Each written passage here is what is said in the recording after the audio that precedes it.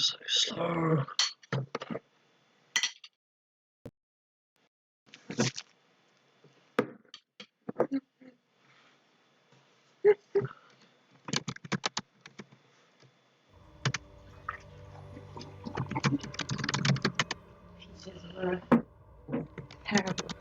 Terrible.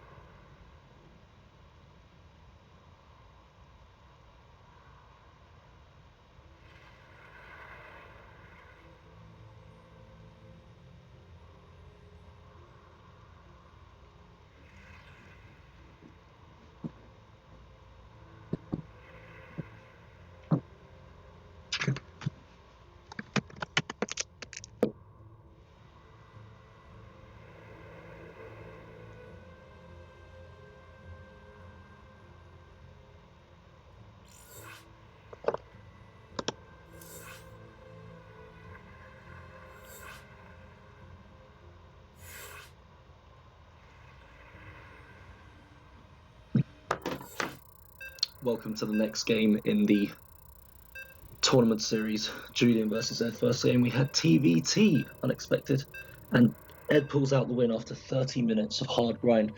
Unfortunately, that stream didn't capture the video on the screen, so we're going to have to try and sync up the video with the audio, and then we can get it up onto Twitch.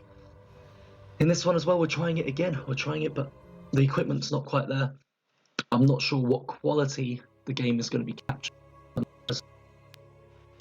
but we'll do our best. Yeah, you can see all the kind of pink and purple.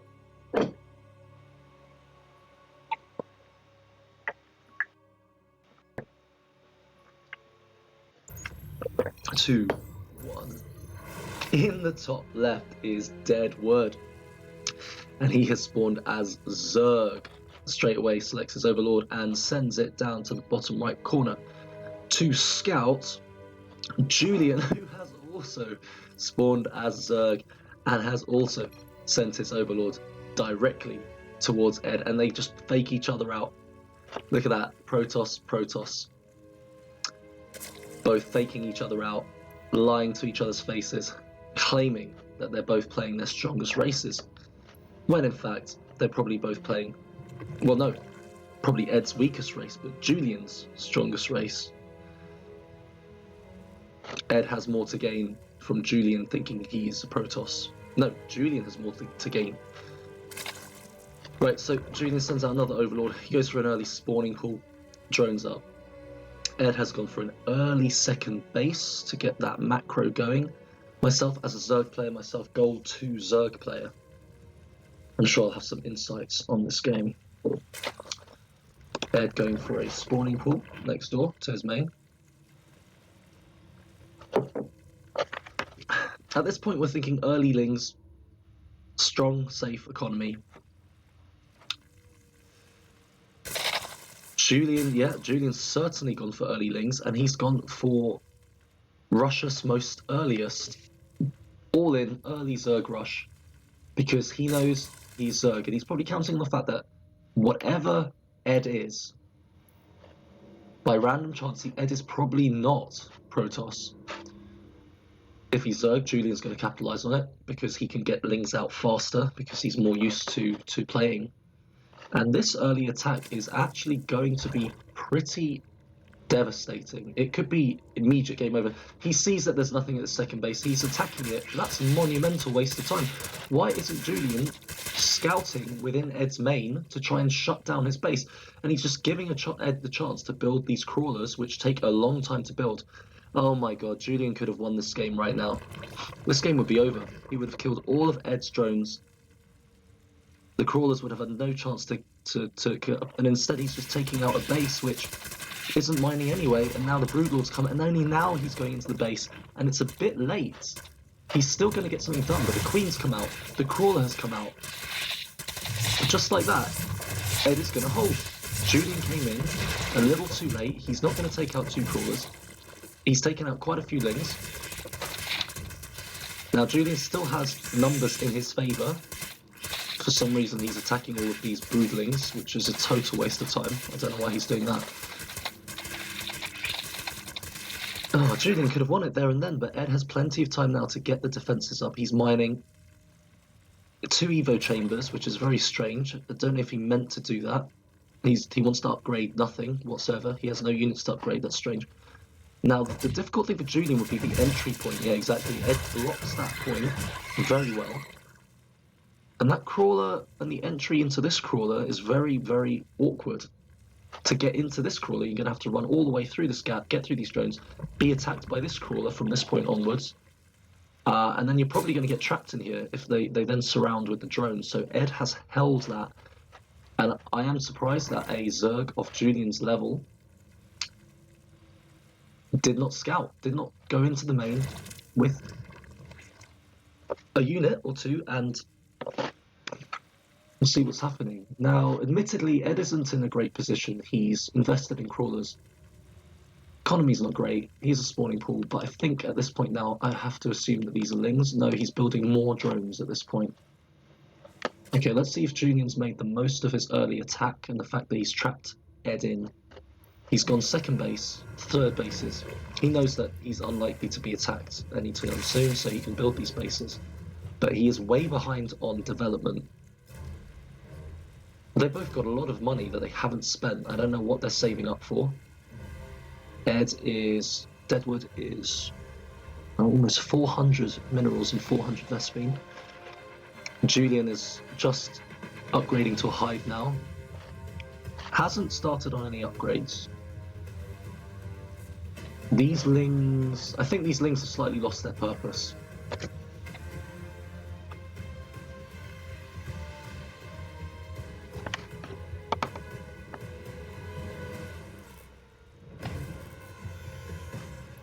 Now, see, this is what I was thinking earlier. You send this one ling round the back, and you see the situation. Can he get this crawler before that crawler goes down? No, he won't. Not with one ling anyway. That ling's got to get out of there. And it doesn't. Meanwhile, I'm going to have some fruit.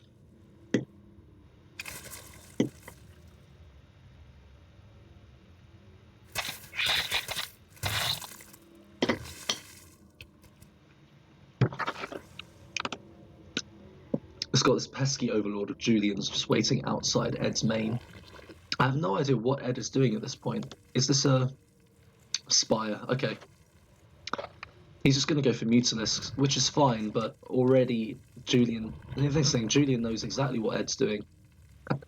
So he can just build a couple of spore crawlers. He's got one here, he's got one here. 2 at each base. This base he doesn't care about yet, but that pretty much is going to shut down those muters. before they even get a chance. And now Ed is fully committed now to the muter unit composition and really has no other options. A second base within the main, which is making me think he's just going to try and make as many larvae as possible and then make a huge group of muters. Once he gets up to about 10 or 15 meters, he'll send them over. But by that point, Julian is going to have way too much defense, way too much economy. He's moved to a spire himself, and Ed hasn't built his own defense against the spire. He's got all these overlords that are just waiting here to be picked off. Quite a bad place to put them as well, right next to the spire.